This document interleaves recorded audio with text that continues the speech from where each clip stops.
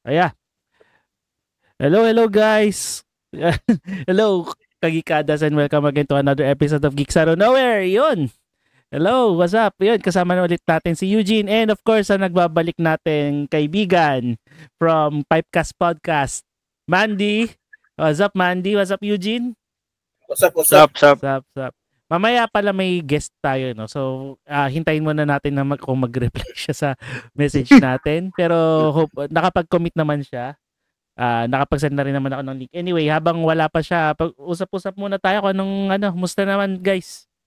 Di natin napag-usapan yung yung last pay-per-view which is yung Backlash, tama 'di ba? And also kung Mania pala napag-usapan niyo. Napag-usapan na. Yeah, and anyway, yun nga, nasabi nga natin, congrats dun sa sa watch party ng WrestleMania na inorganize ni Mandy. Congrats. Congrats kay Eugene, nanalo na. Nasa office ko nilagay ko doon. Katabi nung John Cena belt ko eh. Sabi ko, sino yan? Stone Cold ba? Hindi si Randy Orton yan. Then laki kay Randy Orton, no? Nanalo ako ng Funko Pop. Ladies and gentlemen, ako yung grand prize winner. Nice. Yung dalawang winners sa Money in the Bank ko nilang ibibigay. Nandito, may special na dito. Ito, basta ko ba nilagay? Naku, nawala po. Nandito lang yan, hanapin ko pa muna. Sige, habang hinahanap ko, pag-usap muna kayo. Sige. Pag-usapan muna natin ng konti yung yung Backlash, tapos muna tayo. Segue ulit tayo sa kung ano mang ayos bagong print. Lumala to. Naka-stock lang. At syempre, dahil late yung price ko, doon sa dalawang prize winners, meron kayo dalawang libreng print. Nice. Sign ko pa, syempre, oo. Nice. Pili na lang kayo kung ano gusto niyo, mag-away kayo, or lalagay ko sa ladder, tapos pag-upakan kayo dalawa. Oo. Pag sumikat si Eugene, magkano ang price ng signature niya? Parang Steve Ditko. Oo. Pero free naman. Free naman ako magpa-sign ng anything. Pag sumikat ako. Anyways, sorry. Balik tayo sa... Buti nga walang nagreklamo kasi 'di ba? May pa-premyo ka na 2 comic book, tapos ikaw yung nanalo ng grand prize. Actually, paglabas ko ng venue, may dalawang umupak sa akin eh. Joke lang sa dalawa. Joke lang yan. Anyways, balik tayo sa Backlash ba or Backlash. Kahit na lang, nung napanood niyo yung mga matches doon, musta naman? Yung maganda, mas maganda yung main event ng Backlash compared sa main event ng Mania. Sakto lang, pero totoo. Nabuhay ang aking pagka-Pilipino dahil lumabas na. Yun. Si JC Mateo. Hoy. Mga kababayan, tayo po ay tumayo. Lagay natin ng tumayo natin sa may dibdib. Tumayo kami nun nakaganyan kami nun Uy, kababayan. Bayang magiging.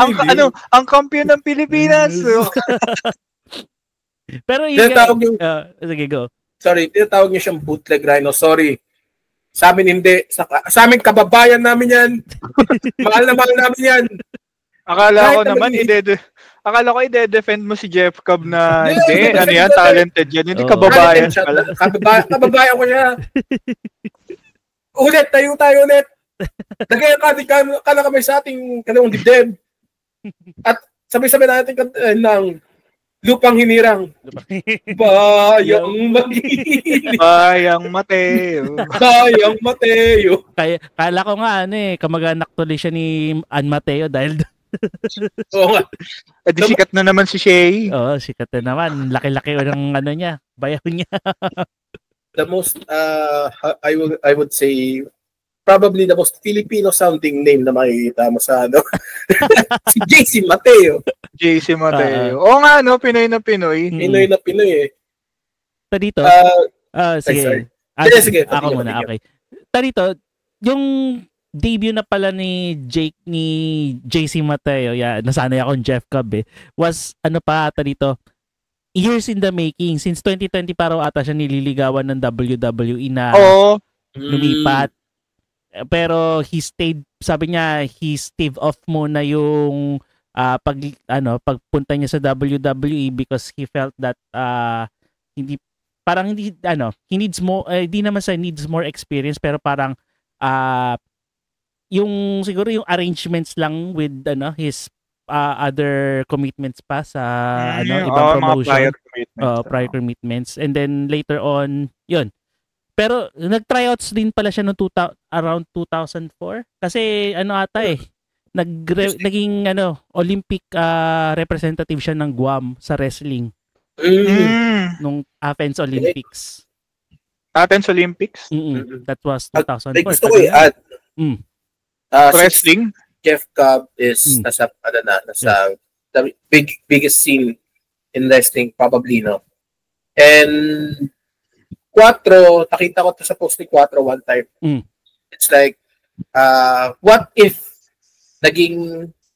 nakuha siya ng WWE or nagpunta siya ng WWE early on in his career, or bago tayo bukas, ganyan, or something. Sino ang gusto niyo nasa local scene natin ngayon, na tingin niyo pwedeng mapunta sa WWE, and kung sino yung gusto niyo mapunta doon, or sino yung tingin yung may skill enough para doon sa sa WWE mismo? Tarito, klaruin lang natin yung tanong, is it beyond the roster ng FPW? Pwedeng ibang rosters din coming from other promotions? Sure, yeah. Pwedeng wala sa Pilipinas pero Pilipino. Oo. And I mean, pero galing sa sa Pinoy wrestling scene. Oo. O galing sa FPW. Basta homegrown. Homegrown sa atin. Kasi unahan ko na. Go. Unahan ko na. Ken Warren. Ken Warren. Well, nasa indie scene na siya ng di ba? Yun nga di ba? US and Canada. Yeah, shout out to Ken Warren. Tagal na rin niyang wala sa... Actually, tagal na rin wala na siyang pinopost. Tagal, Oo. Lately, sa IG, active siya sa IG. Nagre-reply nga siya sa comments ko. Ay, baka di ako follower sa IG. Sa IG. Active siya sa IG. Kasama niya recently si Steve-O. Nakita mo yun? Let me check. May interview siya, tama? May podcast din si Ken Warren, tapos in-interview niya si Steve-O. Ay, ayos. Nice, okay. Nice. Okay, tayo ulit. Kanang kamay sa ating mga ayop. Yeah, let me check on that. Ken Warren.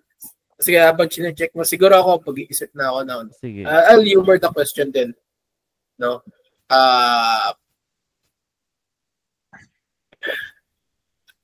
Mahirap siyang Habang nag-iisip kayo, explain ko lang ba't si Ken Warren. Sige, sir. Just na, sir.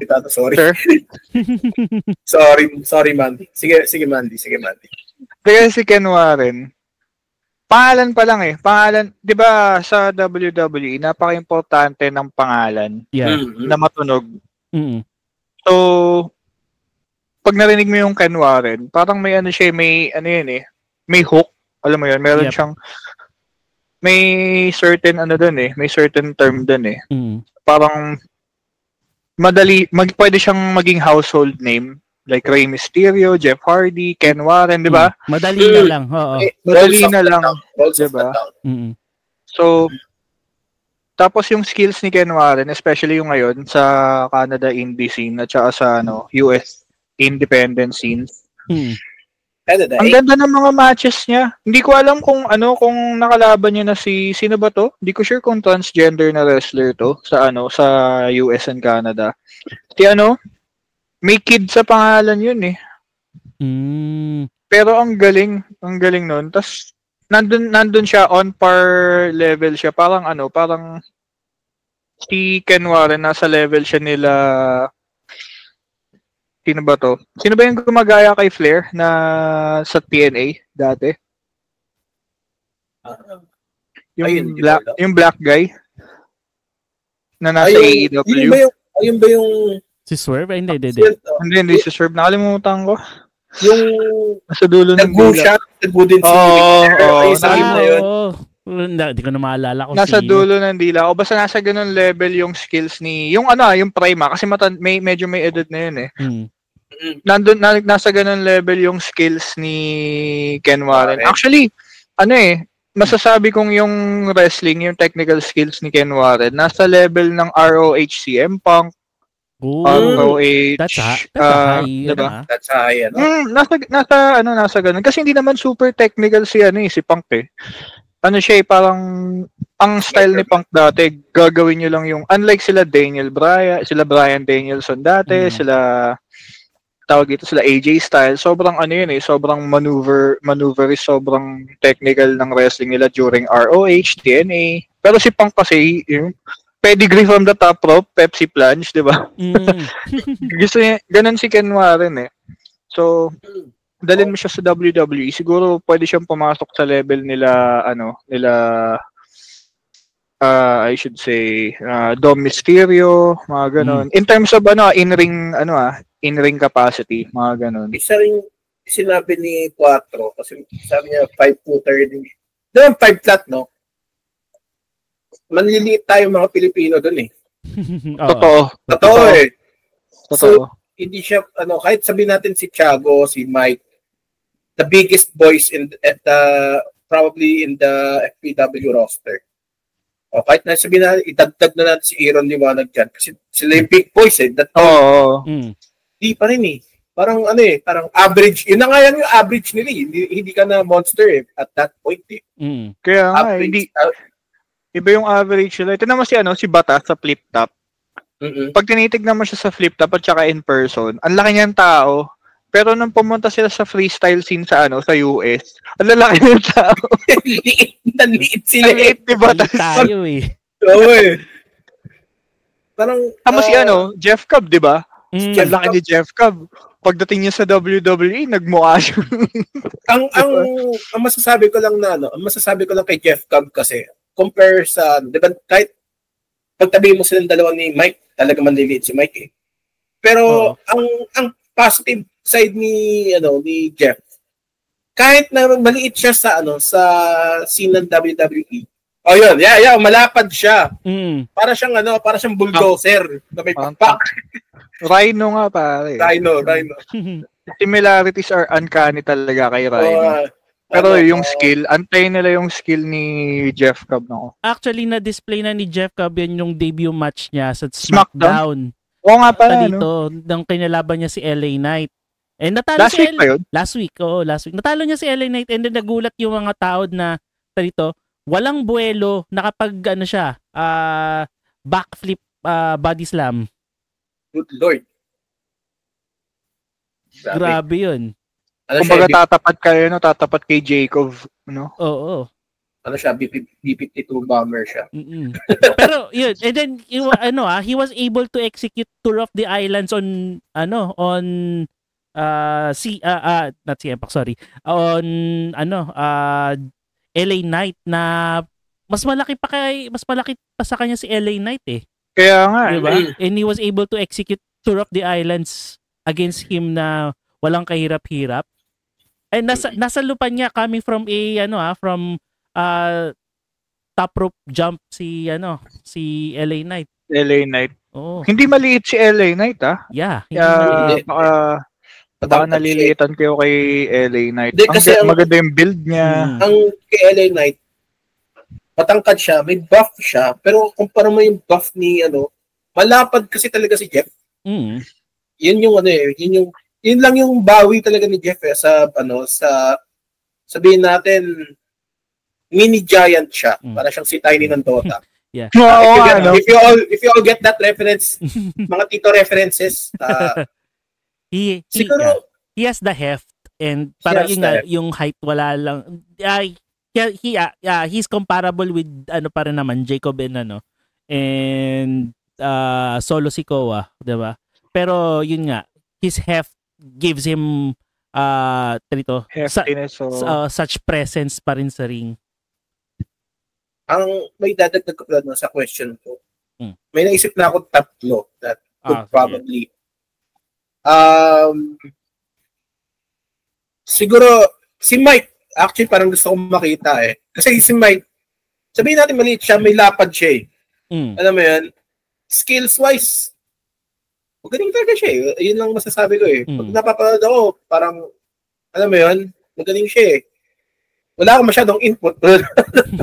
Yung, kanina ko kasi i-compare. Pero, ano siya eh, pagaling na pagaling. Si Quattro, dahil lang sa mere fact na naglaban sila ni Jeff Cobb, why not? So, i-add ko lang siya. Pagaling naman siya sa mic. Sorry ulit no? Sorry, Quattro, kung ano, natawag kitang pusi nung yeah, that's that part, I'm so sorry. Pero engagement.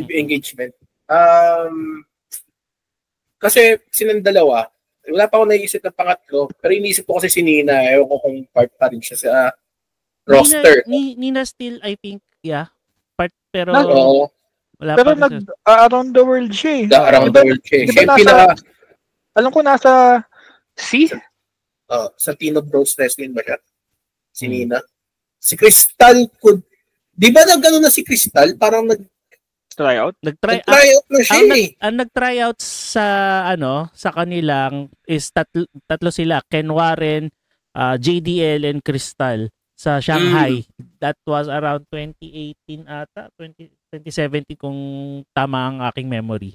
Mga ganun, no? Mga ganun yung yung 2019. nanalo alam ko mga ganun 2017, yung dalawang Japanese wrestler yung nanalo sa Rumble, Asuka, Shinsuke. Alam ko yun yung mga panahon na yun eh. Oo.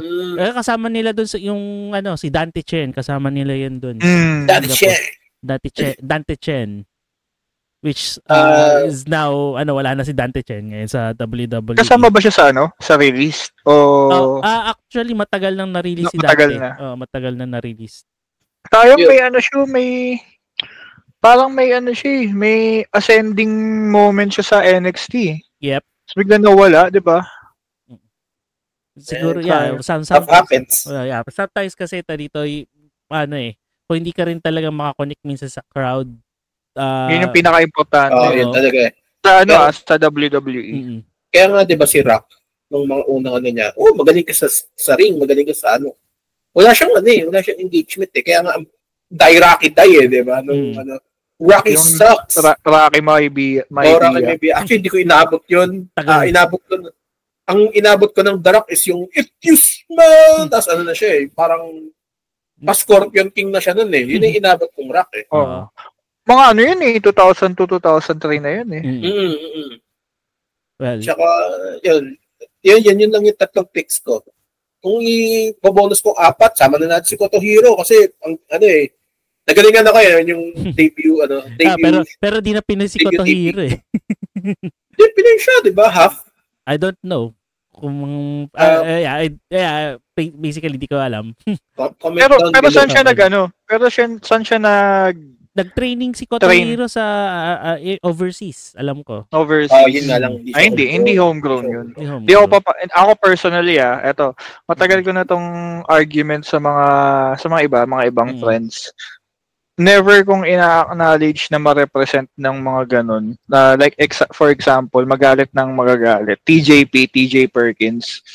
Never ko na-appreciate na nire-represent niya tayo. Kasi,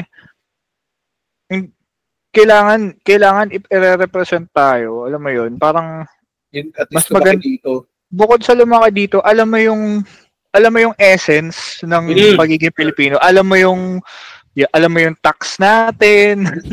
alam mo yung dinastiya sa politika, alam mo yung hirap mag-commute, alam mo yung tipong sumasabi sa jeep, mga ganun. Yung importansya ng kanin, alam mo yung ganun. Yan yung iba kasi yung parang sinabi na nga ni Red yan in one podcast, lagi ako nanonood ng is masyado silang nag-go hard on the Filipino identity. Yun daw yung naging, kumbaga, dilemma ng mga Phil-Am. Kasi they look Asian in their community. Alam mo kung bakit, pre? Kasi ang bilis mabait ng mga Pilipino. Oo nga naman. Sobrang bilis. Biruin mo, ano yung persona ngayon ni TJP sa Japan? Aswang.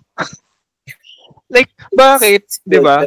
Anong pakialam ng mga Hapon sa aswang? Di ba? Meron silang mga obake. Meron silang mga sariling yokai. Yokai, Pakemono, may mga ganun sila. In defense rin naman sa mga sa mga Phil-Ams naman. I'm going to contra naman. I think it's also nice rin naman na they try to represent us because also parang we are also a nation of searching our own identity din sa mundong ito, no. We're searching for our own space, and I think that's also yun rin yung na-experience sa mga Filipinos in diaspora and also yung mga Phil foreign people. And I think yung point mo, Mandy, is more likely they're trying to appropriate yung kultura natin dito sa Philippines, which I think if ever they will go on represent a part of our culture, maybe they need to research more about it. Hindi lang yung basta-basta na ire-represent Filipino flag. Magsusutan ng Filipino flag, I guess tama naman kasi alam mo yun, nasa age-wise siguro naman bukod sa nakapag-research, may mga magulang sila or mga kamag-anak na naituro sa kanila yung opo at opo, yung pagmamano. TJ, pag-sign ka na! TJ! Mom, what? TJ, yung lamig sa isahag mo na. Hindi, pero kasi, I would prefer na Filipino talaga. Not just in wrestling kasi 'di ba sa let's say sa boxing, 'di ba? Andyan si Manny Pacquiao. Yun talaga, 'di ba? Noong Pilipino. 'Di ba? Pero on the contrary of that, yung mga inaabangan ng mga Pinoy bukod sa boxing, Miss Universe. Sa Miss Universe, 50-50 yan. Minsan pure Pilipina, minsan nahahaluan ng European descent, ganito ganyan. Kasi sa totoo lang cesspool of genes ang Pilipinas Halo-halo talaga tayo. Pero the essence of yung lumaki ka dito, alam mo yung know what it's like, 'di ba? Yeah. Yung struggle ba kumbaga. Yung struggle, yung everyday life, yung parang, 'di ba? Yung parang hatawin ng tsinelas, holisting-ting. Hindi ba kayo na-experience nila? Pili ko na-experience na yun Pero yung holisting-ting. Yung fact na pwedeng hanger na lang, hanger. Hanger na lang. Yung fact na hindi nila na-experience na maglaro sa labas. Tapos yung yung direct yung araw. Tapos yung alam mo yun, yung aakyat ng puno na actually di ko nagawa yun kasi eto, siguro ito yung magandang standard. Dapat either nalaro or alam mo lahat ng laro sa kanta ng sa music video ng Betamax ng Sandwich. Medyo reset na yun, ha?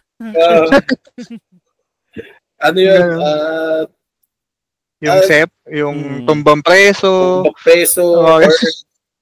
Nakainom ka ng sago na alam mo yan, nagka-diarrhea ka dahil sa sago na nainom mo sa sa kanto. Pero kasi nung una nung sa Cruiserweight, ano ba yung Cruiserweight Classic. Cruiserweight Classic, 'di ba siya yung inaugural champion? Yep. At that time, kasi alam mo yun, ang ganda ng ang ganda ng persona niya, yung parang may pagka-gamer yung yung aesthetics niya. Kaso kasi yung Philippine flag, masyado niyang ini-incorporate sa gear niya. Yep. Tapos, 'di ba? Matutuwa ako kung merong Pilipino na magsasabi ng gago in the middle of their promo. Yung kunyari yung I'm the number 1 contender for the WWE Championship. Gago ka ba? Biglang gaganon, di ba? Baka ang pinaka kaya yung si Nina hindi ko masyadong narinig mag-Tagalog Yung best ko na pili ko si Mike kasi 4 pili ko. Gagawin nila yan kung sakali. Diba? So, yung ganun. Yan, sila Mike Madrigal, sila 4. malaking support ang ibibigay ko sa kanila, major promotions para sa kanila sa mga kaibigan na hindi nanonood ng wrestling na, ayan, Pilipino yan, dito yan, nagre-wrestling yan dati sa Makati, dito sa gato, ganyan. Alam mo yun, ang sarap sa feeling nun, di ba? Kesa yung, si TJP, nanay niyan, Pilipino eh. Okay. Batista, di ba? Si Batista, it took a long while. Diba? Yung kay Batista, iba kasi. Iba yung kay Batista. Hindi niya nire-represent yung mga Pilipino. Rather, he's embracing the culture. Kumbaga parang, may Pinoy side ako, kilalanin nyo to. Pero, animal pa rin ako. Kumbaga yun yung persona mo. Find your own persona, hindi yung nationality, diba? Yung ganun. Kasi nung nalaman natin Pilipino siya, hindi naman siya nagpalit ng ako, diba? Ang hayop! Yeah. Diba? Ang hayop! Ang animal. Animal. Yung the animal niya, DA, the animal. The animal. Sakto, pwede siya maging ngayon, secretary ng agriculture. The animal, Batista. Pwede siya, Philippine Eagle siya, nakagano siya. Secretary. Sakto, di ba? The Animal, DA. Acronym ng Department of Agriculture. Tayo, sir. Sige, going back, siguro, I'm going for tatlo, no? Plus, sige. Yeah, I think, first ko, may iba ako, siguro, Fabio Makisig. Number 1. Fabio. Skill-wise. Skill-wise. Next is Robin Sane. Robin Sane. So, make it interesting naman. And then next would be inisip ko pa sino. I would also go either Mike Madrigal or Quattro. Pero yung dalawan nabanggit ko kasi nabanggit nyo na naman yung iba sa kanila. Fabio Makisig, I would say na dito he's really syempre may contact na siya with Tajiri. So and he's being mentored by Tajiri, and I think being mentored by Tajiri would help him really be noticed either in Japan and also eventually in North America or America na din. Since Tajiri has some connections na rin sa Amerika, 'di ba? Same with Robin Sane din. Robin Sane has a potential. Nakikita naman natin. Nakita ko yung isang clip niya doon sa Dexcon Dakila. 450 slam siya. Wow. Oh. Grabe, nice. ang ganda ng execution na yun. Linis. Siya yung terrible eh. Siya yung pag in case man, Robin Sane. Si Robin Sane ang X-Pac ng Pinas. Ang 1, 2, 3 kid ng Pinas, no? Pwede. Ayos. Kaso idol yun si Shawn Michaels eh. Ang nagagawin din ako kay Robin Sane. Skill-wise niya sa siya yung parang pinaka-underrated na nakita kong high flyer. High flyer siya, di ba? Yep. Tama ba? Yes. High flyer siya. Yung mga moves niya, nag-i-sling blade siya, tsaka yung sabi, okay ito Pero who knows, di ba? Baka may mga... Pero, siya yung manliliit talaga pag nandun siya sa E. Di ba? Yes. Hindi naman siguro Mysterio level.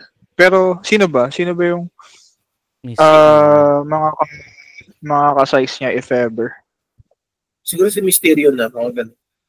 Hindi, liit ni Mysterio, pre. Yung 5'3" lang siya. Kung gano'n, di ba? Kung may ganong size ng wrestler like Rey Mysterio na nagiging legend sa WWE, di ba? There's room for why not other people like him. Yung same size, di ba? The FPW puso and the WW wrestlers. May spot sa kanila. Diba? So, kung yung dating legendary Mexican wrestler, why not the bootleg of Mexico? 'Di ba? Philippines naman. Hindi naman tayo ganun ka-bootleg sa Mexico. Hindi naman ganun ka-bootleg. The Asian Mexico. Mexico of Asian Ang problema nga natin, di nga tayo makapagsalita ng matinong Spanish eh. Oo nga, no. Oy, may mga tsaba ano ah. May mga tsaba. Shoutout sa mga taga Zamboanga na nakikinig sa atin or nanonood. Ever naman. Yeah. Buenos dias. Buenos tardes. Gabi na. Buenos noches. Buenos noches. Buenos noches. Ano yung Buenos tardes? Tanghali na ata yun. Tanghali. Baka papalay natin. Baka panoorin nila ng umaga. Pwede. Apa ba? Wala pa yung guest natin. Ang tagal. Baka mamaya din natin. Ewan ko kung mamaya. Later on, siguro. Siguro, move on tayo sa Thunderbolts. Oy, sige. Marvel naman. Marvel naman. Comic books naman. Sige. Ano bang ako kakapanood ko lang kanina. Actually. Oy, kanina lang? Kanina ko lang pinanood. And alam mo yung feeling na para kang yung ang una ko naisip nung habang pinapanood ko yung Thunderbolts is parang trauma bonding. True. Diba? Trauma bonding. Parang you were which is naman ngayon yung mga tao ngayon is nagbaband through their pains and sufferings na experience, which is I think very human kasi dito if you don't know pain, you sometimes cannot connect. If you haven't experienced suffering, you cannot connect, you cannot empathize or be compassionate to other people's suffering and pain. True. Diba? Sorry, medyo Tama kasi main sa panahon ngayon, kailangan ng na anyone who's listening, kailangan actually sa panahon ngayon, parang maganda na napapahalagaan yung mental health. Yes. And 'di ba? Unlike dati na ano ba yan? Bakla ka ba? Yung gano'n. True. Maganda yung panahon ngayon na not just in the movies pero social media, sa music, podcasts, any form of media na papaunlakan yung mental health. And magandang example nga yung binigay ni Sir Jomar about sa Thunderbolts. Actually, wala sa isip ko yun. Ang nasa isip ko lang na i-review about Thunderbolts is the trailer. Sige. Kasi ang ganda ng Thunderbolts, pero if they didn't give too much sa trailer, alam mo yun, yung like example, yung sinend spoiler alert sa mga di pa nanonood, pero ano ba kayo, 3 or 4 weeks na. Kaya nga ngayon. 3 or 4 weeks na, ano ba, nasa pirata na. So, pero yung sinend niya sa Shadow Realm, yung basta kung ano bang realm yun, yung naging sa Void, yung sa Void, yung naging shadow kasi yung mga sa streets of New York, yung mga tao. Kung hindi nila nilagay sa trailer yun, alam mo yung shock factor ng habang pinapanood mo siya. Kagaya nung blip, 'di ba? Wala sa trailer yung blip. Baka ganun level yung kasi maganda ang reviews ng Thunderbolts. Actually, ang ganda ng Thunderbolts in terms of character development, except kay Ghost. Si Ghost, I don't think na develop siya sa movie. Parang go. Sorry, Eugene. Paulit. Nagustuhan ko lang siya kasi yung powers niya cool. Kasi siya eh. Bro. Kasi kahit nung Ant-Man pa lang sabi, mas nito Bro, antay mo si Nightcrawler. Oo, si Nightcrawler. Si Kitty Pryde. Oo. Anyway, sir, continue. Yeah, sige. Ako lang naman yung reaction ko dun with the character of Ghost is that I think kailangan na ganun lang talaga si Ghost kasi she's served as one of the parang anchor point rin siya ng grupo eh. Kasi andito na si Red Guardian na sobrang hyper, 'di ba? Tapos si MVP. Although pwede mo kontrahin kasi andyan naman si Bucky is serving as the leader of the 'di ba? Pero minsan kasi si Bucky is somehow he's acting on his own din sometimes. Well, everyone is acting on their own. Minsan, pero... Sa group, no? Sa group. Sa group na yun. Pero si Bucky minsan is, mas, siya default niya kasi yun yung lone wolf. Oo, being lone wolf. Tama ka dun. And itong si, although napaka-harsh ni US agent. US agent din. Yan. Violent naman si US agent habang unstable naman si Yelena. Yelena is also unstable. Itong si Ghost naman yung, alam mo yun, medyo nonchalant pero deep inside she cares for the voice of reason. For the group. Okay. Kumbaga sa Teen Titans siya si Raven. No? Pwede. We can alam mo yun, dito ilang beses, di ba, 2 instances in the movie na spoiler alert. 2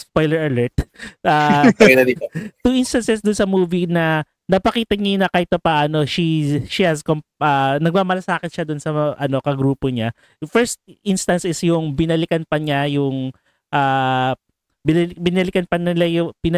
si US agent, si Yelena saka si Sentry. Nung at the moment na malapit na matusta yung tatlo, diba? Yung gate. Yung gate. First and then yung second is yung patakas na sila. Yung sa kotse. Sa kotse. Diba? Yeah. So I think she could have escaped by herself. Yes, diba? She could have escaped by herself. Pero binalikan pa niya. So I think yun yung slightly we could say development but also at the same time stabilizing character siya. Also, sabihin ko lang din. Kumbaga bearing.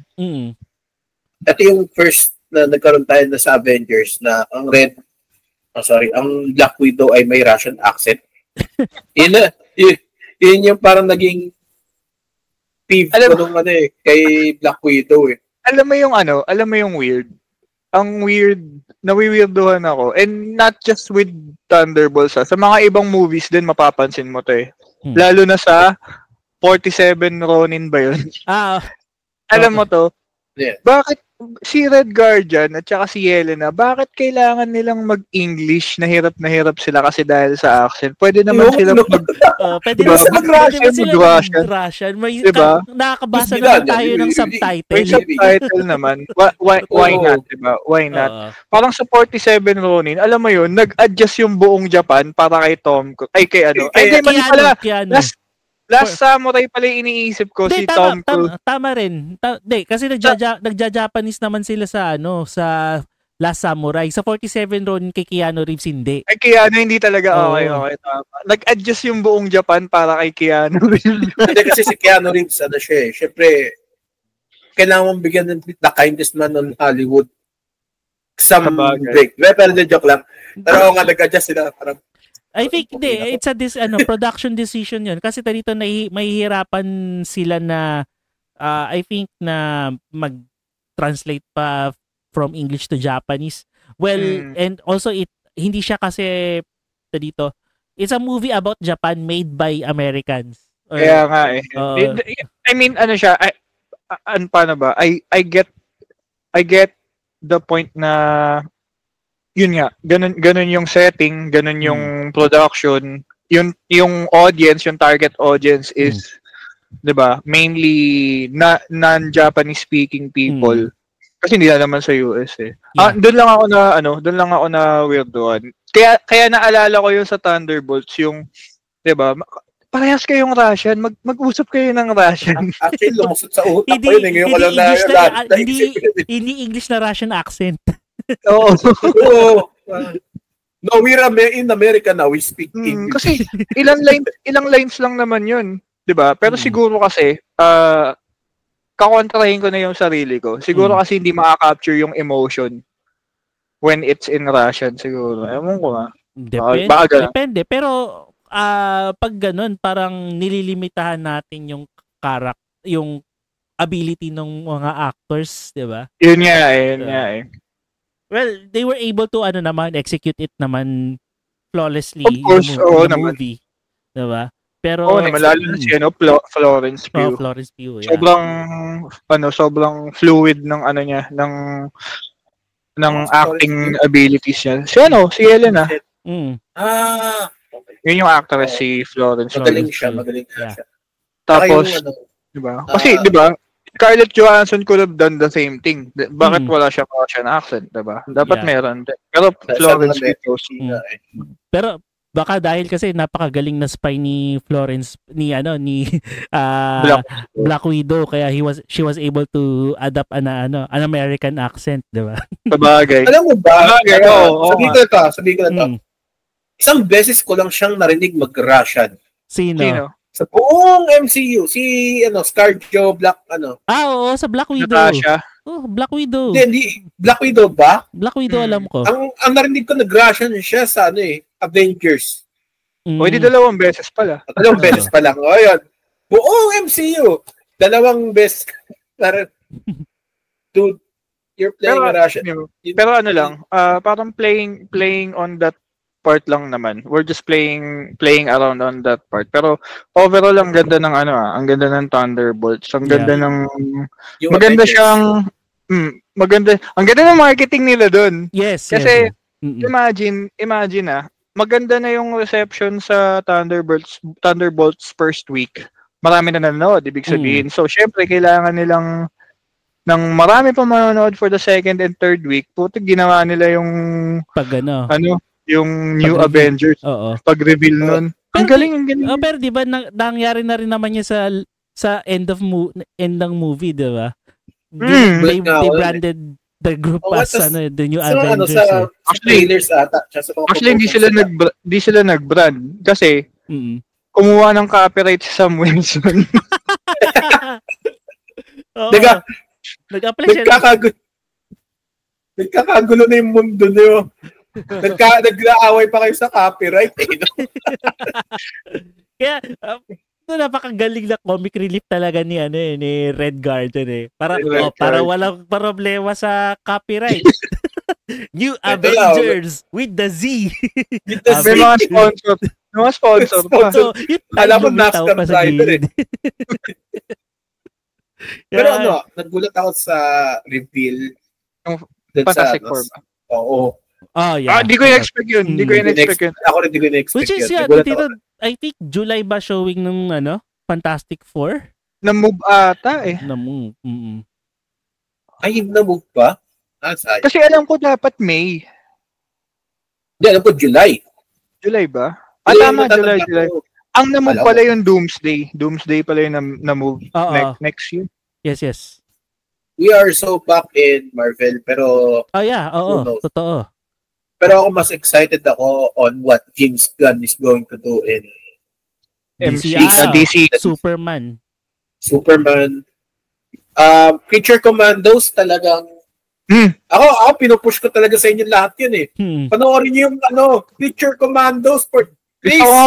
Gusto ko nga panoorin kaso may sepangs pa ako sa Invincible Edit mo yun, Boss Jomar, yung lalabas yung pagkabanggit ko ng Invincible, lalabas yun. Kung kaya ko. Madali lang yan. Saad mo na lang saad. Ako na lang gagawa saad. Sige. I-send ko yung yung link. Yung cut ng cut ng video na to. Pag natin, diba? Naiintindihan ko naman yung Invincible. Ako na-enjoy ko rin yung Invincible. Trending nga, nagulat nga ako, trending nga yung na yun May filter yun sa sa TikTok. Trending siya ngayon, parang ginagamit siya ng yung mga taong alam mong hindi nanonood ng Invincible. Katulad nila Petra Mahalimuyak, yung parang siya, model siya na maganda. Pero alam mong hindi siya manonood nun. Tapos ginagamit niya yung filter, sabi niya, meron ako nakitang filter dito. Pag sinabi mong Invincible, lalabas Invincible. Ilagay natin every mention natin, no? Joke kapag. Sige, depende na lang sa yun nga, ko yung Creature Commandos, lagi ko ipupush yun. Hard push yun sa inyo kasi... DC ba yun? Ha? DC ba yun? DC. James Gunn. To the point na kahit si James Gunn, ina-animate nila na nagsusulat ganun. Sa laptop niya. It's breaking the fourth wall din pala. Parang Teen Titans Go. Parang ginawa nila sa Teen Titans Go. Oo, pero hindi naman siya umabot sa sa show. Sa lang, kumbaga intro lang. Pero ang galing, sabi ko, sobrang promising ng DC Universe. Peacemaker pa lang napanood ko, hindi ko lang natapos. Peacemaker. Magkakaroon ng season 2. Oo, which is John Cena, mag-retire ka na. Okay na. Tapos Na-shoot na. I-edit na lang. I-edit na lang. Na-shoot na yung Peacemaker. Peacemaker, yung James Gunn Suicide Squad, sabi ko, grabe, ang baba na expectations ko eh. Maganda dito eh. Maganda yun. Kumanan eh. Sobrang parang kung pwede ko lang siya panoorin ulit, gagawin ko eh. Wala tayong DC Plus eh. Wait lang, nasa Disney Plus pa yung mga DC films? Nasa HBO Max. HBO Max pala. Sorry, wala akala ko ng Warner Brothers na streaming. Anyways, yun, na blow niya yung expectations ko. After kung sabi ko, sige, papanoorin ko tong Creature Commandos. What the fuss is about. And walang nag-uusap about it. Yun yung malungkot. Pero ang ganda niya. Talaga, well animated. Character designs niya, ang ganda. So, nagka-cameo pa sila ng mga characters. Kinameo na si Peacemaker tsaka si Batman eh. Yun lang. Wala na ako i-spoil. Kayo nang bahala kung i-figure out kung sang point. Kumbaga, hindi ko na i-explain yung story kung paano sila nagpakita. Just find it out on your own. Kung ano mangyayari. Pero ang ganda. Yun lang yung masasabi ko. Ilang episodes? Parang 6 lang ata siya. 8, mga ganun. Mababa lang yung episodes niya eh. Pero full length ba? Like 1 hour, ganun? Mga 24 minutes lang ata to eh. Konti ng episodes. Tapos di ko kung wait lang.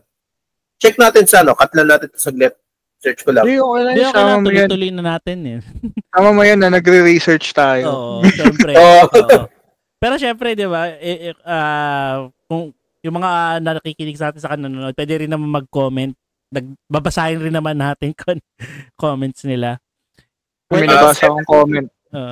Well, anyway, malapit na yung natin, yung guest natin. Nagkakape na lang. Ayan. Malapit na. 7 episodes pala siya. 7. Tapos 24 minutes per episode. So suggestion ko, please guys, manood kayo ng Creature Commandos. Tsaka yung Thunderbolts, The New Avengers. Excited ako din sa Marvel. It's a good day to be a geek. Pero great time, totoo yun. Yeah. It's a great time to be a nerd. Pero gusto ko nang isabihin, ito na yung isang drive ko. Okay lang. Sige, ito, pag-usapan na rin naman natin, ano bang difference ng geek and nerd? Geek. I think naglalaro, ang nerd, naglalaro siya more on the academic side. Pwede. Yes. Ikaw, Eugene? Ganun din ako. Nerd is yung mga honor student, mga, yung mga bookish people, yung mga nagbabasa ng mga literature.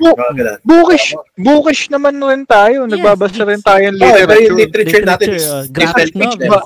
Nasa speech bubble nga lang. Nasa speech bubble nga lang. Minsan nagbasa ako. That's literature pa rin naman talaga, technically. Nagbasa ako Witcher one time. It's actually very interesting. Maganda yung Witcher. On book form. And graphic novel form, actually, maganda rin siya. Magandang mga yung mga light novels. Ito nga alam niyo yung Jobless Reincarnation. Anime side naman to. Jobless. Yeah, oo. Ay, Mushoku Tensei. Yes. Mushoku Tensei, wait lang. Yes. Hindi ako, sorry. Okay, habang inano mo yan, Mandy, ako naman, for me, the difference of being a geek and a nerd is, one word lang, passion. Mas passionate ang a geek is a very passionate person. Talagang he would really exert a lot of effort for things na alam niyang that piques his or her interest. Diba? A nerd naman is parang he knows a lot of things, diba? Sheldon Cooper. Pero Sheldon Cooper in both eh. Both eh. Pero dito, yeah, you can become a nerd you can be a smart person, a geeky dito. You can be di naman sabihin natin addicted, no, heavily interested on comics and pero if you don't have really pop culture in general, pero if you don't have the passion talaga to go deep dive and go through the rabbit hole of your hobbies and interests, diba? That's that for me is being a geek. And yung being a nerd is something that yun lang, you know something about it, okay. diba? Oo nga, no? Tama. Kumbaga parang actually na-explain mo na eh. Yun ang magandang definition between geek and a nerd. A geek and a nerd. Pero both go. Pero both they both suck in athletics.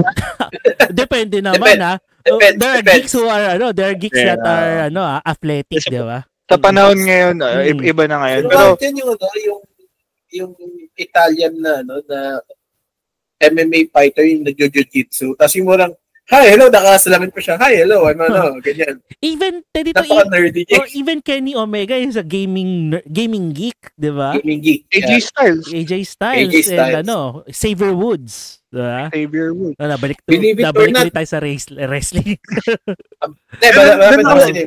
Kasi natin ando kasi yung mundo natin eh. Pero speaking of yan, light novels, ang ganda. Ang ganda nung series. Pero ang ganda nung mas maganda yung light novel. Oo. Ang ganda. Ito yung manga din.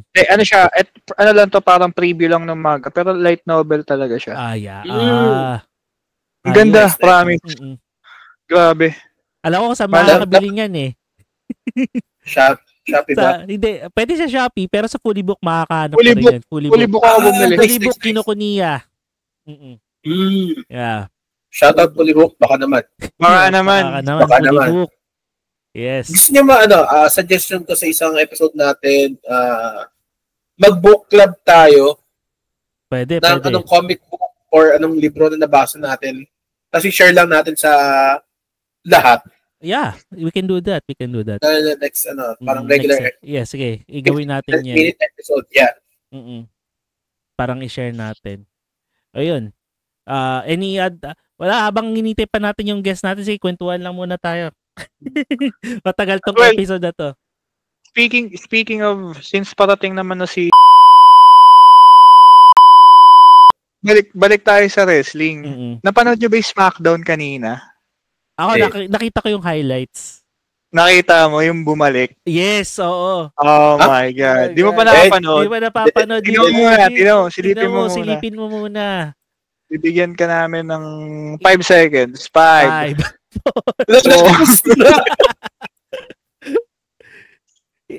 Okay, never mind. Nagets ko na. Sakto, birthday ngayon yan. O kahapon. Kahapon ni Bray. Bray Wyatt. Spoiler alert sa mga hindi nakapanood ng SmackDown. Pero sa panahon ngayon, sino pa ba nanonood ng episodic wrestling? Di ba highlights na lang tayo? Yung mga age group natin, pro highlights. Which is dito nakakatulong talaga kasi dito, even if you don't tune in every episode of Raw and SmackDown, you can catch up with the highlights. At least na-catch up ka. Kasi aminin man natin, hindi mo naman kailangan yung buong Yes. Yung buong show. I mean, kung talagang kumbaga nagtatrabaho ka sa Wrestling Observer News, kailangan mo talagang panoorin, I think. Ewan ko. Or, kung live audience ka, syempre, money's worth. Kailangan mapuno yung 2 hours, 3 hours. Pero, di ba? Go, Eugene. Bata ako eh. Hindi naman highlights. Kumbaga, papanoorin ko siya ng buo. Pero at the same time, wala, may ginagawa ako. Nagle-lego ako, ganyan. Ano yan, pre? So, hindi mo siya, hindi ka talaga tutok eh. Kasi may mga times na parang, kung ano yung makapit ng interest mo, di ba? Totoo. Magandang conversation yan. Kasi, madalas ako may mga kaaway. Sa comment section, kunyari, yung mga favorite shows ko, like for example, Big Bang Theory, ako dyan, fan ako dyan. Pero pag pumunta ka sa comment section ng mga, kunyari sa Instagram, sa Twitter, pag pumunta ka sa comment section, usually yung sinasabi nila, alisin mo yung laugh track niyan, hindi naman nakakatawa yung show na yan. Hindi. Yun yung blueprint ng sitcom. Yes. 'Di ba? Let's say if it's Friends, How I Met Your Mother, Drake and Josh sa mga nakapanood na, diba? Mga ganun. Pag inalis mo yung laptop niyan, wala talagang sense kasi may poses kasi sila dun eh. Para sa laptop eh. Naka-engineer talaga siya. So, ang kasi yung mga ganung shows, yung nabanggit ni Eugene kanina sa wrestling, nung mga time kasi natin, hindi pa ganito ka-flexible yung social media. TV ang buhay natin noon. Cable TV, diba? Pero nandiyan lang yan, bukas lagi yung TV, kahit anong ginagawa mo, nagsasaing ka, naghuhugas ng pinggan, tenga ang gumagana, tapos tatakbo ka sa TV pag may exciting na nangyayari, diba? Yes. Yun ang buong idea ng television show. Kaya may commercials, diba? Kasi kung mo siya, i-criticize mo siya as a whole, tapos ganun yung perception mo na alisin mo yung ganito, alisin mo yung ganyan. Hindi. Mali ka. Bakit yung Young Sheldon, napanood niyo ba yung Young Sheldon? Yeah. Nakakatawa yung Young Sheldon, walang laugh track, diba? Kasi it was designed to be a series instead of a sitcom. More so sa wrestling. Kaya pag sorry. Tapusin ko lang kasi sorry. Yung point sa wrestling kasi, papunta ako dun sa point na kino-compare ng mga tao yung Attitude Era, Ruthless Aggression Era, at saka yung current era, yung Renaissance Era or Triple H Era, PG Era pa. Pero kung papansinin mo yung Attitude Era, ang daming patapong segment dun. Pag pinanood mo yung buong isang oras, buong 2 oras. Sino natin si Katie Vick ba yun? Ganun siya. Yung anak na kamay ni Mark Henry. Kay Mae Young ba? Or kay Mae Young. Ruthless aggression na to eh. Pag-iisip talaga. Ruthless aggression na to eh. Vince McMahon eh. Alam niyo yun, nilabanan ni Vince McMahon si God. Yeah. Oy, na-enjoy ko yun Actually, yung tag team partner ni Shawn Michaels, si God. Na-enjoy ko yun. Sabi ko. Yung pumunta sa simbahan si Vince McMahon, minumog niya yung Kuliwat. Nung bata ako kasi syempre, grew up on a Catholic home. Parang blasphemous na ito. Ngayon parang kamot ulo, yung tipong pag dumaan yung mama mo na kasi ako Catholic home din ako eh. Pag nanonood ako ng wrestling, tapos bra and panties match, dumaan si mama. Ay naku. Diba? Yan ba wrestling? Wrestling? Anong klaseng wrestling yan, anak? Ano pa ba yun? Sabi ko, ano siya, interesting siya. Kasi, Shawn Michaels yan eh. Magaling siya eh. Wala ka naman sasabi dun eh. So, ano yung fact na parang, ano ba itong ano bang naisip nyo at ginawa nyo to? Parang, parang, yun nata yung, ano siya eh. Ruthless siya, ba? Ruthless aggression era na yun, di ba? Di na coke-is-coke-in nun eh. Si Shawn Michaels eh. Oo, kasi nung pagkabalik niya, nung 2003, di ba? Ano na siya nun eh. Born again na siya nun eh. Ayaw kong bakit sila nag-agree sa segment na yun. Pero ano ba yun? Yung ay, ginagawa niya dati. Ano yun? Wala, ayaw mo na. Yeah. Never mind. Hindi ako masyadong familiar on Shawn Michaels. Kasi naging hate ko siya dahil at that time kasi lagi ko narinig na yung politics niya backstage and yung yun yung naging he's an asshole talaga eh. Inaamin naman niya. Pero at least diba, he was able to change and na pati nabago rin yung perception sa kanya ng tao. For the better. Bago perception ko kay Shawn nung NXT na siya. Yung weird, no? DX dati yung against the corporation. Ngayon sila na yung corporation, no? Yeah. What a weird time. What a weird time. Speaking of weird time, no? On June pala, sobrang weird na mangyayari. So, bakit? On the first week of yung weekend ng June sa Pilipinas, jam pack, so full of wrestling events. Kasi Sabado, June, first Saturday ba ng June? Let's see. June, first Saturday. Yeah, June, second Sunday ng June. Yeah, June 7. Ito na si ano. Wait lang. Yan na. Pero ito lang sige, sabihin ko actually gusto ko ngang gawin ito eh. Separate na lang natin tayo. I-cut natin tong episode na to para mag-concentrate tayo dun sa Okay. Sige. Puputulin na namin tong episode na to. We will going to make it a separate episode para makapag-concentrate tayo sa guest natin. In the meantime, so we will make it this one as a part 1 and next is a part 2. Okay? Baka isipin nyo, pagpasok nyo, pinag-uusapan natin siya. Sige. Okay, anyway, we will end this episode first. Okay, so dudugtong natin sa susunod na episode. Okay. See you guys and yun.